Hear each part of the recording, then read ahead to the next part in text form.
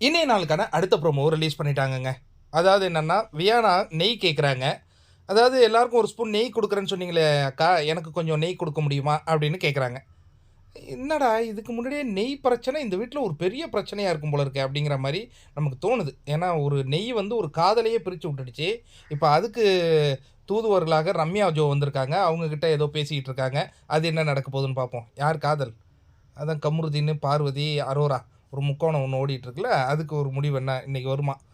போய் பேசுறேன்ட்டு இருக்காங்க. அது என்னங்கிறத அப்புறம் பார்ப்போம். இப்ப இந்த இதுல என்னன்னா, நெய் கேட்குறாங்க. நெய்ய எடுத்து வைக்கிறாங்க. இது வந்து வியானாவுக்கு ஹார்ஷா படுது. "என்னக்கா பொறுமையா வைக்கலாம்லக்கா, இப்படி டொக்கு டொக்குன்னு வச்சீங்கன்னா, அது எப்படிக்கா என் மனசையே அது ரணமாக்குற மாரி இருக்கு உங்களுடைய செயல்" அப்படின்னோனே, "ஏய் நெய்ய எப்படி வைக்க முடியும்? இப்படி தான் வைக்க முடியும். எல்லாத்தையும் நியாயமா பேசுற வியானா என்ன இதுக்கும் இப்படி பேசுறீங்களே?" அப்படின்னோனே அங்கேருந்து ஒரு சவுண்ட் வருது. யாருன்னு பார்த்தீங்கன்னா, பார்வதி. பார்வதி என்ன சொல்றாங்கன்னா, "அக்கா ஒழுங்கா நெய்ய பொறுமையா வச்சுருங்க. இல்ல நெய்ய ரொம்ப ஃபாஸ்ட்டா வச்சீங்கன்னு சொல்லி நாமினேட் பண்ணிடுவாங்க இந்த வீட்ல."